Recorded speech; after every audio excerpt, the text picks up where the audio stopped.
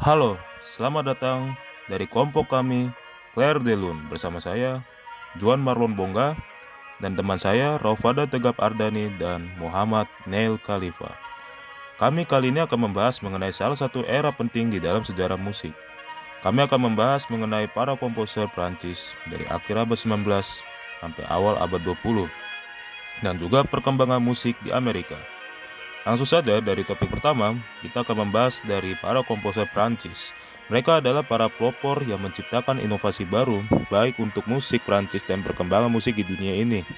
Mereka telah mencoba membuang kebiasaan lama dari estetika yang dipegang oleh Eropa sebelumnya, yang adalah romantisme, yang merupakan seni yang lebih mengutamakan pada emosi yang dipengaruhi dari pencapaian peristiwa masa lalu yang disampaikan secara dramatik.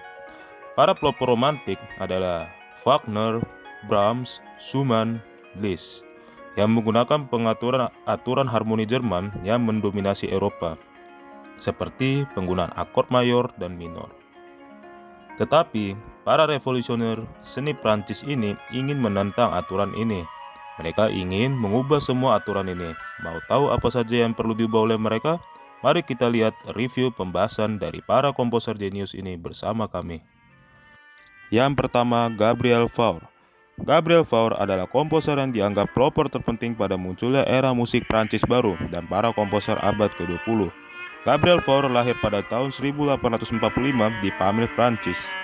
Sejak kecil, Fauré sudah memiliki kepekaan dan talenta yang nyata dalam bidang musik, sehingga dia akhirnya disekolahkan di sekolah musik Paris yang namanya École Niedermayer, di mana Fauré bisa banyak mempelajari mengenai musik gereja kuno atau plainchant, musik era klasik yang mempersiapkan profesi organis gereja dan juga paduan suara.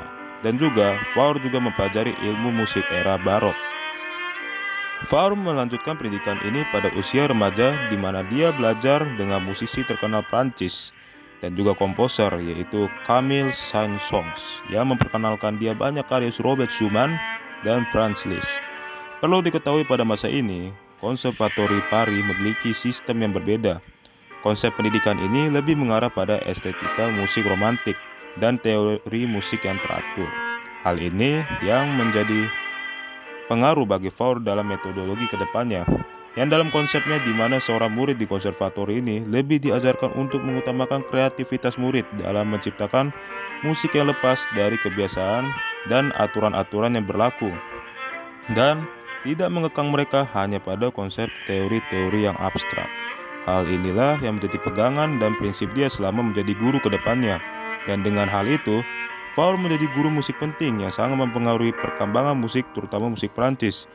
Yang pada masa tersebut, pada era setelah Fauré adalah Maurice Ravel dan Claude Debussy, dan juga Roger Duquesne dan Florence Mill. Pada tahun 1870, Fauré bergabung untuk ikut terlibat dalam perang invasi Prusia Jerman terhadap Prancis yang dipimpin oleh Otto von Bismarck dan Kaisar Wilhelm I, di mana invasi pengepungan ini nanti sangat mempengaruhi gerakan nasionalisme musik Prancis yang dilatar belakangi stereotip mereka terhadap budaya musik Jerman yang kedepannya. Di masa yang sama ini juga, Fauré menjadi organis gereja di Rennes, Paris, Prancis Utara. Setelah masa ini, Fauré mendirikan Société Nationale de Musique yang adalah organisasi yang peduli terhadap musik-musik dari aliran yang muncul pada era kontemporer tersebut, termasuk musik Fauré sendiri. Pada era ini juga Fauré menciptakan karya terpentingnya yaitu Sonata in A Mayor dengan komposisi violin dan piano. Sebelumnya, karya-karya Fauré hanyalah mengutamakan pada genre lead saja.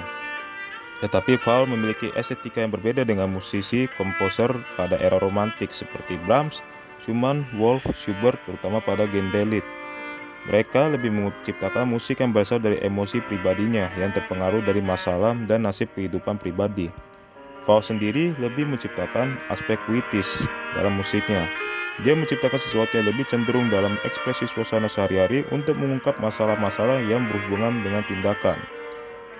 Fauré menganggap nasib kehidupan hanyalah sebuah kenyataan, bukan sesuatu yang perlu dipermasalahkan. Prinsip inilah yang terus dipegang oleh Fauré dalam musiknya, terutama tidak hanya pada genre lead, tapi untuk seluruh musik Faur lainnya. Dengan demikian, Faur sudah menduduki posisi yang unik. Faur menciptakan banyak inovasi baru di luar hukum dan estetika romantisme. Walaupun secara suasana musik masih ada pengaruh dari era romantisme. Lalu pada masa selanjutnya, Faur mulai menciptakan banyak karya pada orkestra. Karyanya yang paling terkenal adalah Requiem yang diciptakan pada tahun 1888. Sebuah mahakarya misa yang dilatar belakangi kedua orang tuanya telah meninggal pada masa itu. Karya ini dianggap sebagai karya Faur yang paling matang dan khas secara musikal dari Faur. Faur juga menciptakan dua opera, yaitu Prométhée pada tahun 1900 dan Penelope pada tahun 1913. Dari opera ini, terlihat sebuah konsep unik yang diciptakan Faur dalam musik yang nantinya terpengaruh pada komposer kontemporer Prancis selanjutnya. Pada opera Penelope, secara musikal, Faur telah menambahkan tangga nada modal frigis yang mencampur tangga nada tonal E mayor pada bagian 2 prelude.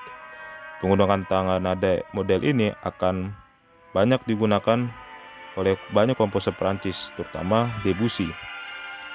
Faur meninggal di Paris pada tahun 1924 di tengah masa pensiun setelah menjadi pimpinan dan guru komposisi dari Konservatori Paris dari tahun 1905. Yang kedua adalah Claude Émile Debussy, yang adalah salah satu komposer Prancis yang telah menggerakkan dan menciptakan sebuah gaya impresionis baru di Prancis pada awal abad ke-20. Walaupun ironis ya, julukan impresionis terhadap Debussy tidak terlalu disukai oleh Debussy sendiri. Musik Debussy digambarkan rumit dan kompleks, karena di dalam musiknya Debussy banyak menyerap segala elemen musik baik vertikal dan horizontal, meskipun seluruh banyak aspek tersebut menjadi satu. Hal inilah yang menjadi kebiasaan ekspresi bagi pegangan Debussy. Namun kebebasan ekspresi ini tidak dianggap sebagai semacam anarki, tetapi ekspresi untuk menentukan materi yang harus dipilih dan cara yang harus dipakai untuk menggarap suatu karya seni. Hal ini bisa dilihat dari ungkapan Debussy mengenai estetikanya, yaitu musik adalah matematika gaib, di mana semua elemen ikut serta di dalam ketidakterbatasan musik, tidak merupakan yang kurang lebih sama dengan alam, melainkan musik berada dalam keselarasan gaib antara alam dan imajinasi. Di sini diungkapkan prinsip Debussy dalam menciptakan musik untuk pada sesuatu yang gaib daripada mengenai sesuatu yang konkret.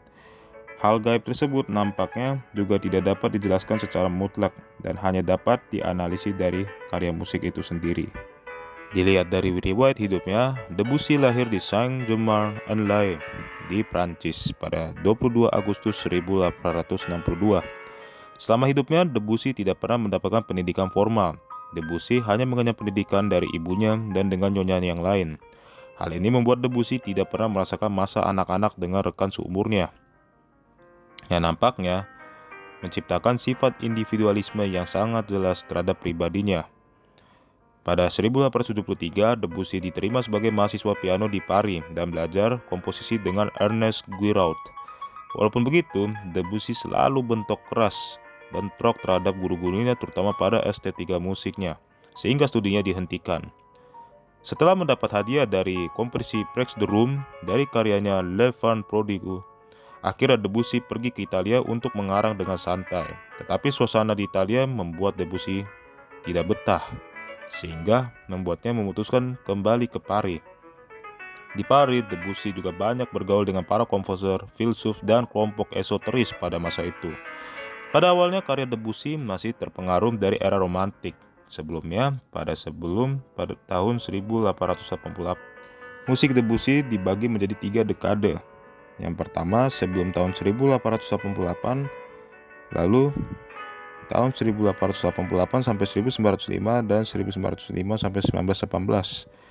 Sebelum tahun 1888, Debussy masih terpengaruh dari musik era romantik sebelumnya secara gaya musiknya. Lalu yang periode kedua, musik Debussy sudah terpengaruh pada unsur impresionis. Lalu tahun 1905 sampai 1918, karyanya sangat mengandung unsur klasisme.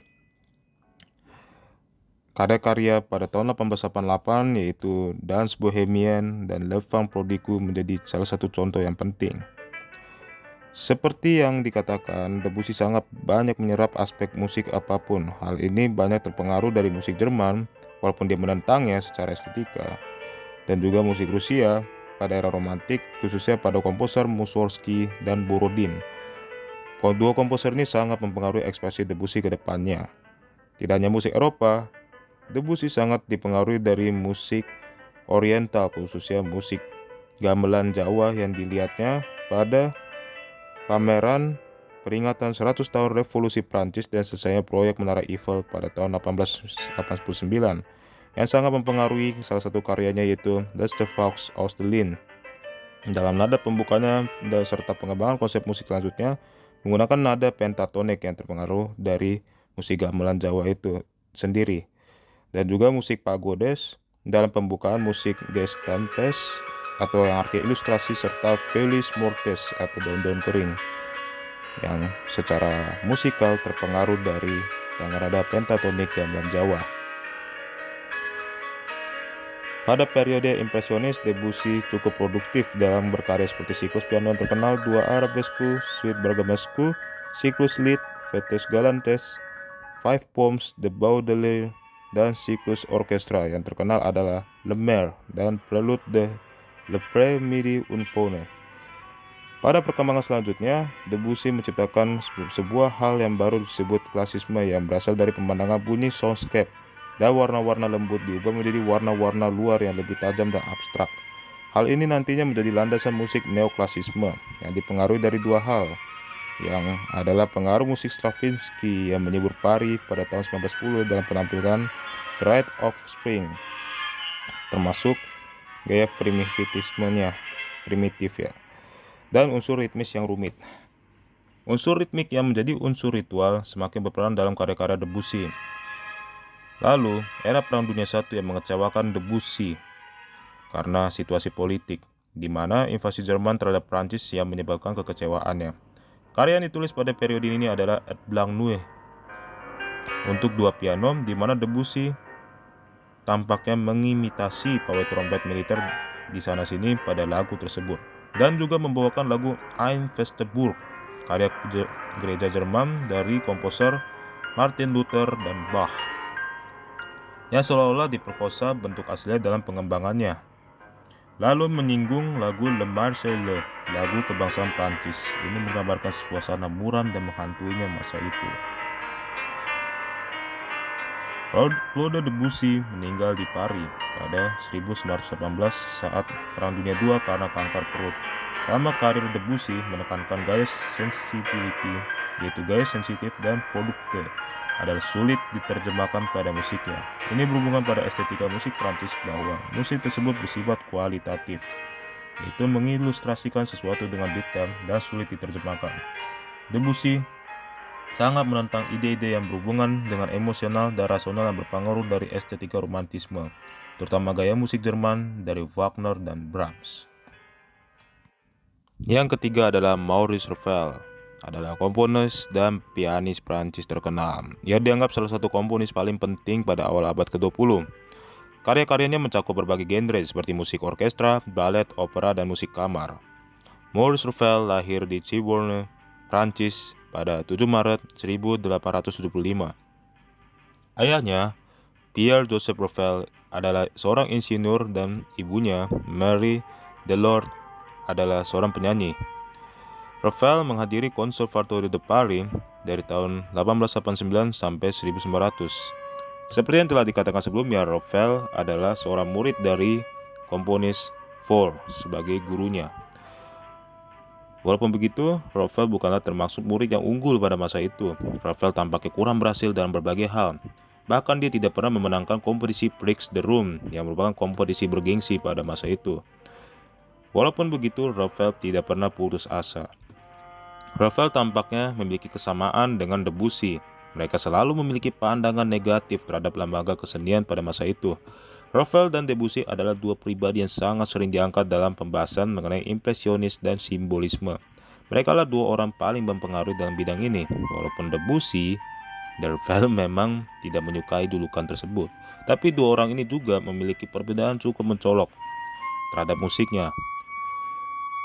Pada komposisinya, Debussy secara tekniknya hanya bisa dikembangkan dari ide karya sendiri. Tetapi Ravel hampir tidak pernah meninggalkan teknik tradisional pada komposisi. Dan secara musik, Ravel sangat ingin mengungkapkan sebuah bentrokan seni secara terang-terangan, terutama pada hal misteri. Debussy selalu berusaha untuk mendapatkan konsep musikal yang baru untuk ini. Tetapi bagi Ravel, beliau selalu berusaha menyembunyikan ekspresi ini. Menurutnya, unsur kegaiban hanya boleh ditemukan di belakang yang abstrak dan teknis. Ravel ingin mengaburkan segala sesuatu yang bermakna pribadi dan menyembunyikannya secara emosional. Hal ini sangat berbeda terhadap musik Debussy sebelumnya yang sangat kontras dan terang-terangan untuk mengungkap ekspresi semacam ini. Selain gaya musik Prancis, Ravel sangat terpengaruh pada musik Spanyol yang terpengaruh dari kampung halamannya, Ciborne, berbatasan dengan Spanyol, dan juga musik jazz yang juga mempengaruhi musik Ravel, yaitu sebuah genre baru dari Amerika yang sudah berkembang dari awal abad ke-20. Dan juga jazz ini juga sebelumnya dipengaruhi dari gaya ragtime. Karya terkenal dari Ravel adalah Bolero yang adalah komposisi unik dari Maurice Ravel, yaitu balet untuk orkes dengan satu motif saja yang diulangi terus-menerus. Hanya instrumentasi yang diubah dan menciptakan suatu crescendo luar biasa yang diakhiri secara mendadak dan radikal. Lalu, pada tahun 1970-an, oleh Alfred Ornstein banyak menemukan karya-karya Ravel yang lebih banyak dalam periode impresionis seperti Alborada del Gracio yang diciptakan pada 1905, yaitu sebuah karya yang memiliki dua versi, yaitu versi orkestra dan piano. Dan juga musik ini juga memang terpengaruh dari gaya musik Spanyol yang seperti dibahas sebelumnya. Ravel banyak terpengaruh dari musik Spanyol. Karya piano terpenting dari Maurice Ravel untuk genre piano adalah Jedu yang diciptakan pada 1901. Karya ini sangat kontroversial bagi akademis dan dikritik keras oleh komposer Saint-Saëns, yaitu menurutnya adalah musik kakofoni atau kautis. Namun karya ini adalah penemuan baru bagi estetika pianistik, seperti artinya adalah permainan air. Ravel telah memakai bahasa baru bagi musik. Walaupun tidak menjauhkan diri dari tradisi harmonik tonal, namun beliau sudah menggunakan suatu aspek psikoakustik, yaitu kepadatan nada dalam kurun waktu tertentu yang menciptakan kesan vibrasi atau soundscape, yang cukup menggambarkan kesan percikan dan semburan air dari dalam musiknya. Akan tetapi, terdapat garis-garis yang luas dan tajam di dalamnya. Yang keempat adalah Erik Satie. Erik Satie adalah komposer Prancis yang paling kontroversi dan paling eksentrik dari komposer lainnya. Dia dianggap memiliki pemahaman yang aneh mengenai estetika musik. Sampai John Cage, yang adalah komposer dari karya paling kontroversial yaitu 4.33, menganggap Erik Satie adalah salah satu pelopor besar. Satie adalah komposer, pianis, musikologi, dan juga kritikus Prancis. Estetika musik Satie sangat mempengaruhi Debussy dan Ravel, terutama dalam hal musik disonansi yang menjadi dominan pada musiknya. Sesuatu hal yang tidak diterima oleh masyarakatnya adalah sikap radikalnya. Beliau selalu punya kebiasaan mondar-mandir untuk tujuan spiritualitas dan juga bohemian yang dulu artinya adalah orang-orang hedonisme. Secara dari riwayat hidupnya, Erik Satie lahir pada tahun 1866 di Honfleur, Prancis. Selama 1878 sampai 1887, beliau belajar di studi musik Conservatoire de Paris. Pada masa ini juga Satie bertugas sebagai pianis pada kabaret Chat Noir, yaitu Kucing Hitam, dan Barbar di daerah Montmartre di Paris. Di mana di tempat itu juga sebagai pusat kesenian pada zaman tersebut. Karya-karya Satie ditulis pada piano pada masa ini. Karya-karya ini adalah Gymnopédies, Ogives, Tres Sarabandès, dan Six Gnossiennes. Pada 1890, Satie bergabung dengan sekte Rosencrux. Untuk organisasi ini, ia ciptakan berbagai karya antara lain Les Filets d'Étoile, musik panggung pada 1891 yang ada unsur-unsur musik modal di dalamnya.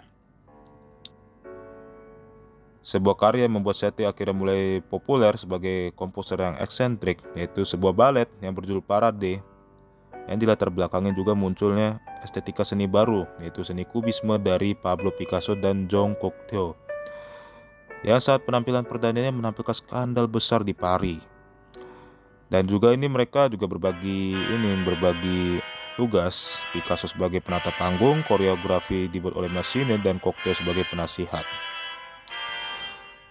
Satie secara musikal terpengaruh dari kubisme yang adalah sebuah seni yang merupakan sinyal suasana untuk mengatur sebuah seni sarana visual yang telah dipecahkan terlebih dahulu secara umpamanya. Satie menginterpretasikan bentuk ini di dalam musik. Jika komposer biasanya menciptakan sebuah hal baru dalam musik, Satie lebih mengembangkan sesuatu yang sudah ada. Dia tidak menciptakan sesuatu yang baru, tetapi mengambil sesuatu yang sudah ada. Kemudian materi inilah dianalisis dan tampaknya dipecah-pecahkan atau dekomposisi dalam musik lalu disusun kembali dengan cara baru. Hal ini tampaknya lebih terlihat teknis dan non-emosional. Satie tampaknya sebagai insinyur dan peneliti daripada seorang penggarap musik. Estetika Satie ada kesamaan dengan Ravel, di mana proses dekomposisi ini mula-mula mengarah pada sesuatu yang sangat arkais dan sederhana. Tentang estetika musik yang khas Amerika. Dalam rangkap sosial ini, masyarakat sendiri bertolak dari berbagai pola kehidupan antara lain. Hal yang sama untuk semua orang, kemerdekaan dalam setiap individu, semacam mitos atau oportunisme tentang masa depan. Maka boleh dikatakan bahwa ciri khas budaya Amerika sudah berlaku sejak negara tersebut didirikan. Mereka senantiasa berjuang demi kemerdekaan budayanya dengan puncak pada tahun 1930 sampai 1940-an. Dalam upaya mencari suatu identitas nasional dalam bidang musik, pengaruh Antonin Dvořák atau komposer Ceko yang tinggal di Amerika Serikat selama sekian tahun, Simfoni nomor 9 karya Dvořák yang tidak boleh dilupakan pada tahun 1893 di New York dengan reaksi penonton yang luar biasa. Sebab Dvořák menyinggung lagu kedaerahan Amerika. Dvořák menyarankan kepada seniman-seniman Amerika untuk menggunakan musik rakyat sebagai sumber, sedangkan bahasa musik pada umumnya hendak ditolak dari arus utama romantik Eropa.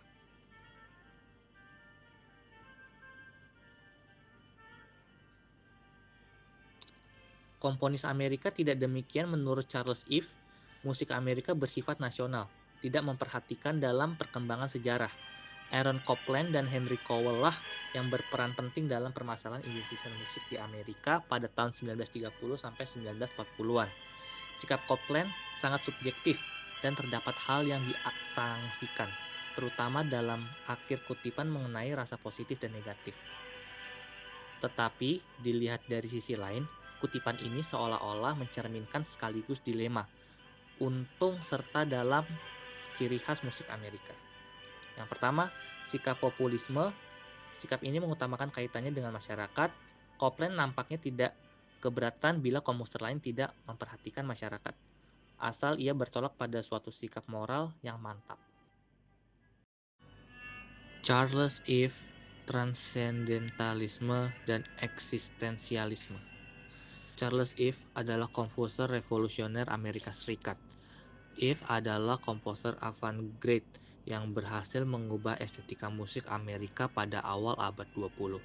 Ives sendiri lahir pada tahun 1874 di Danbury dan meninggal di New York pada tahun 1954. Masa kecil Ives dihabiskan di Danbury, di mana dia benar-benar menjalani kehidupannya yang sangat sederhana khas Amerika di lingkungan pedesaan, di mana peran musik gereja sangat penting bagi kehidupan Ives. Sebuah kebiasaan yang dinantinya akan mempengaruhi karir dan filsafatnya mengenai musiknya berada saat dia bersama ayahnya. Ayahnya sangat senang melakukan eksperimen. Suatu saat, Ives dan ayahnya mengundang semua brass band dari desa-desa sekitar Danbury. Kemudian semua band tersebut diminta untuk datang ke pusat kota sambil bermain marching band. Tepat pada semua band ini dimainkan secara bersamaan, Ives dan ayahnya dengan senang mendengarkannya tetap di lonteng gereja, mendengarkan bunyi polifoni yang dihasilkan dari semua gemuruh setiap brass band yang dimainkan dengan bersamaan. Hal ini merupakan kenangan yang tidak bisa dilupakan oleh Ives. Hal ini menjadi ciri khas musik Ive, yaitu seperti Simfoni 4, di mana pada gerakan pertama terdapat karya Three Plays in England 1908 sampai 1914. Lalu diselipkan motif-motif dari berbagai lagu populer Amerika. I'm Coming karya S. Foster, lalu Hura Hura karya Edgeworth, lalu satu frase The Battle Cry of Freedom karya S. Foster. Dan Ive menambahkan pukulan drum militer pada motif dasar. Teknik inilah yang menjadi gaya khas Ives, yang secara filosofisnya adalah gambaran pluralisme sebagai suatu gambaran kehidupan manusia. Ive adalah seorang tipikal komposer yang lebih mementingkan konsep pemikiran dalam musik ya daripada hasil bunyi dalam komposisi.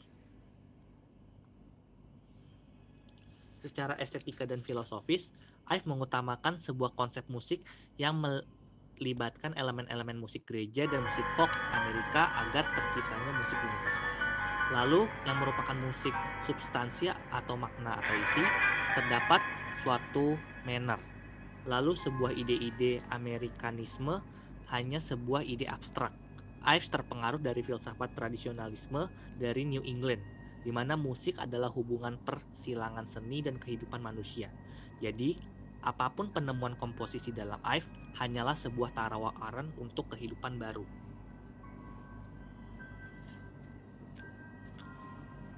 Cowell belajar di bawah Charles Seeger pada University Berkeley.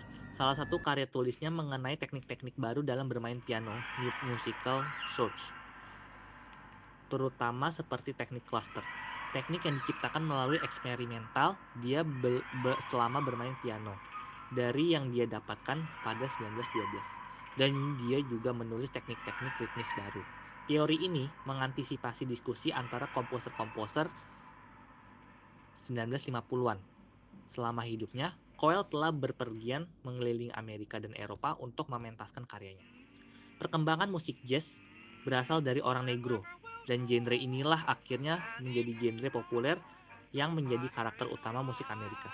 Legenda jazz berasal dari kota New Orleans, walaupun sumber ini masih diperdebatkan karena semua musik blues, work songs berasal dari kota ini.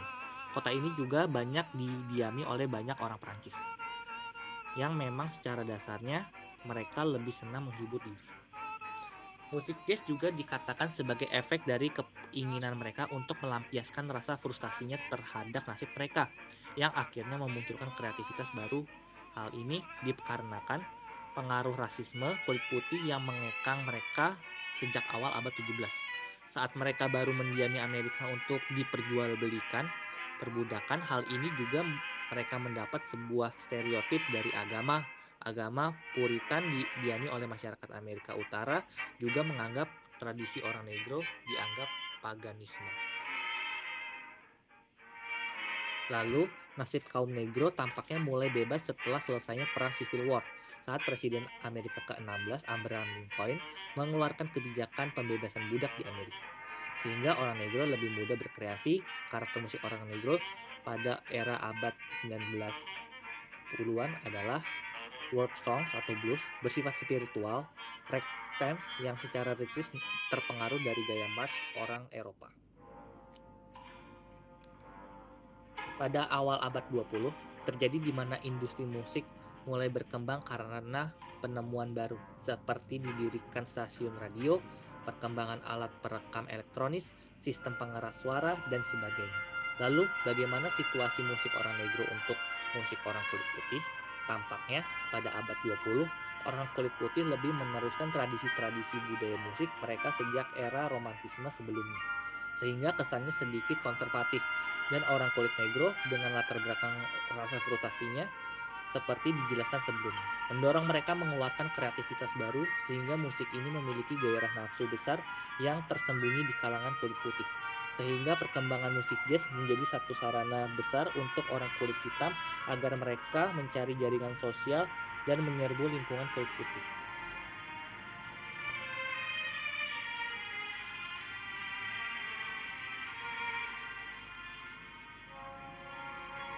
Komposer jazz terkenal adalah Paul Whiteman, yang dikenal sebagai komposer Amerika dengan bayaran tertinggi di Amerika pada masa itu. Ia dianggap sebagai the king of jazz walaupun dia tidak begitu mempedulikan julukannya itu. Eksperimen pertama dia adalah menciptakan suatu hal disebut symphonic jazz, suatu unsur menggabungkan gaya musik jazz serius dengan musik Eropa. Lalu pengikutnya yang terkenan yaitu dua kakak adik, George Gershwin dan Ira Gershwin, yang menciptakan opera Porgy and Bess adalah mahakarya besar opera Amerika.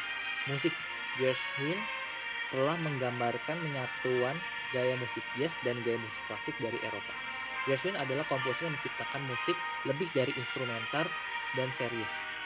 Secara keunikannya, musik Gershwin digambarkan sebagai imitator dengan ide-ide menarik. Ia tampaknya begitu lemah dalam menguasai bentuk perkembangan dan unsur jazz yang dibuat seperti imitasi secara dangkal saja.